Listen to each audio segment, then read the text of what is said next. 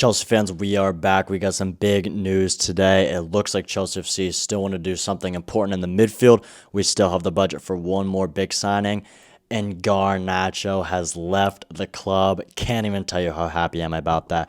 But we start with Chelsea have signed 15-year-old international, U.S. international winger Benji Flowers from FC Dallas, a deal worth $3 million, which could become 10. Can't wait to see him on loan for 10 straight years, if I'm being honest. Look, players like him, I'm fine with signing if you are making actual big, important signings.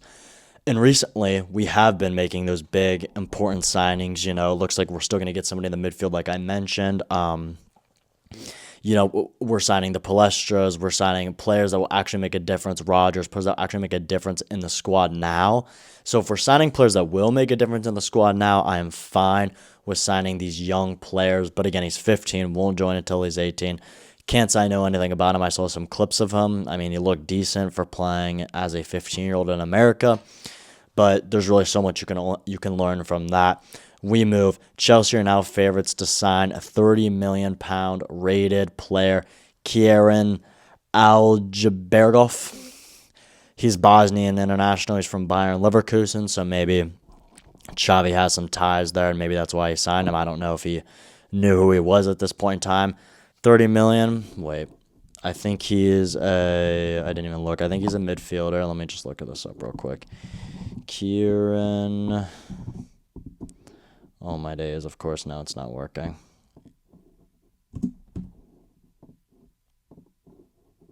Here he is. Bayern Leverkusen. Oh, no, he's a left winger. My bad. Okay, he's a left winger. $30 million. He's 18 years old. Of course, this would just be a wonder kid we would sign. He's a left-footed player. He's 6'1", so he's actually really tall. Transfer value is $16 million. He's been at Bayern Leverkusen for, well, he played at Strasbourg 2 seasons ago. And he's at Bayern Leverkusen now. I'm not understanding. Oh no, he played at Salzburg last year on loan. 13 goals, 4 assists in 44 games, a 7.3 average rating. So it's pretty good, especially playing as an 18-year-old. If he's only $30 million too, I'd take this because. Who do we have now? We have Gittins, Rogers. He could be like a third choice. He's an 18-year-old. Maybe you can loan him, whatever. He's 97% in shots attempted. I like that. 76% in goals. We'll take that. 49 for defensive contributions, which actually isn't too bad. 2% aerial duels, 1 for other midfielders and wingers. 78 touches, 64 chances created. I like it. I mean, it looks pretty good. Again, he played for Salzburg, so, take it with a grant. Take it with a grant. Oh, my God. You know what I mean. We'll just move on from this kid. Look, he could be a good player. We'll have to see what happens in the future. But Chelsea have beat Bromley 3-0 in the second behind closed doors friendly. João Pedro, the GOAT himself, scored. Amiga scoring again. And Gittins scoring again, actually. So Gittins and Amiga both with 2 goals. It's good for them. Good with Gittins. I talked about this last time. I thought Gittins was still injured. So it's good to see him still playing. It's good to see that he's starting well. It'll be good looks under Xavi. And it's looking more and more like we're going to play with the 4-2-3-1. If, Gittins is going to be playing both these friendlies. Again, it's good to see João Pedro get in there and scoring. And Amiga, it's also good to see him getting in there and scoring as well. Obviously, I mean, we didn't give up any goals. It's 3-0. I think we played with a lot of youth academy players again as well. So it's a good sign of things to come. Hopefully we can bring it into the preseason and in the regular season. We move. Palace are in talks to sign a deal for Axel Disasi on a single. My days, I'm struggling today on a season-long loan. Excuse me.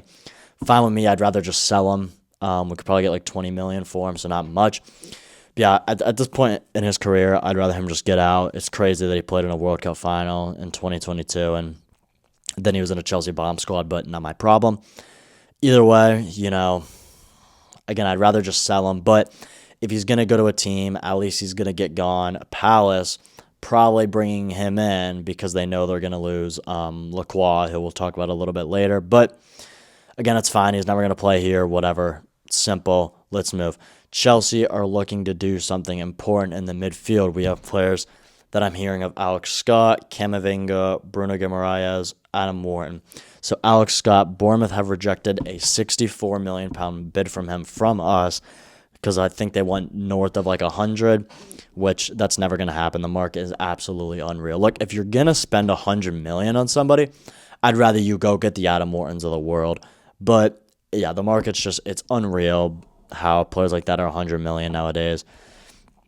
And again, I'd rather get a Bruno Guimaraes and an Adam Wharton for that. I think this also just depends on what happens with Enzo if we want to do something important in the midfield, because it's going to be the 3-4-2-1, is important in the midfield, meaning maybe like a Cam, and Palmer's going to play on the right wing, even though Esteval, I think, will play out there. I'm not sure. But Camavinga is also a name there. I followed him in Madrid. He seems like he's never really found his place in the squad. He can play like a million different positions. That was a big meme a couple of years ago. I'd take him for like 70 because he's still a great young player. I remember Tchouaméni we thought about signing too earlier in the transfer window, but I think that was kind of just like a Chelsea fan rumor, not an actual rumor. Bruno Guimaraes, are we sure about this? It's the same thing that I've said with Romero. He's a red card machine. He's got great experience, so that would be valuable, obviously. He might be our best option.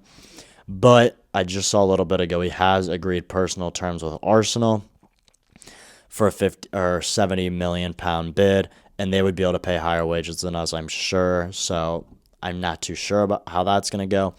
Adam Wharton, he's expensive as well. He's 100 million, but his 100 million is a lot more worth it than Alex Scott's 100 million. He's again expensive, but he's young, and he's part of a Palace super team. Like, that's the best Palace team we've seen in forever. And he's bossing the midfield in there. So let's go look at let's pull up some other stats. Bruno Guimaraes, Newcastle. All right. He's 28, right-footed, 72 million transfer value, which is what he's being bought for. Brazilian, we know that. He's been at Newcastle now for 6 years. 9 goals, 7 assists, 7.39 average rating. He's 83 percentile in touches, 90 for chances created, 90 for goals, 77 for shots attempted. Wait, let's compare this to Enzo Fernandez, because Enzo might be in like the top 1% for goals scored. 97% for touches. Okay, only 61 for goals. That's actually a lot lower than I thought it would be. That's kind of crazy. 45 shots attempted, 64% for defense contribution. So obviously Enzo's stats are very good as well. Bruno's looked really good as well. Now let's go to Adam Wharton. Obviously these stats only tell you so much. Adam Wharton, 84% for chances created. Everything else is pretty low besides that. But, he's a DM, so it's actually really high for the chances created. He's only scored 1 goal for Palace. He's been there for 3 years now with a 7 average rating. What's his transfer value? 67 million. English, he's 22. Who else is going to look? Camavinga.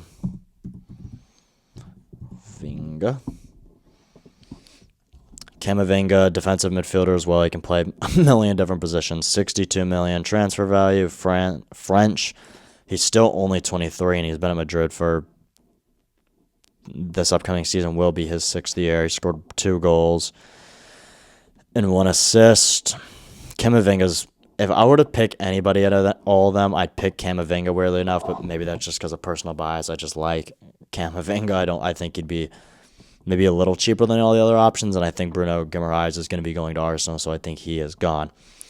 Anyway, we move on. Lacroix has said yes to the Chelsea project, and this could be sealed at any moment. As I'm recording this video, I guarantee if my recording would keep going, I would go on Instagram, and I feel like he might have already been signed.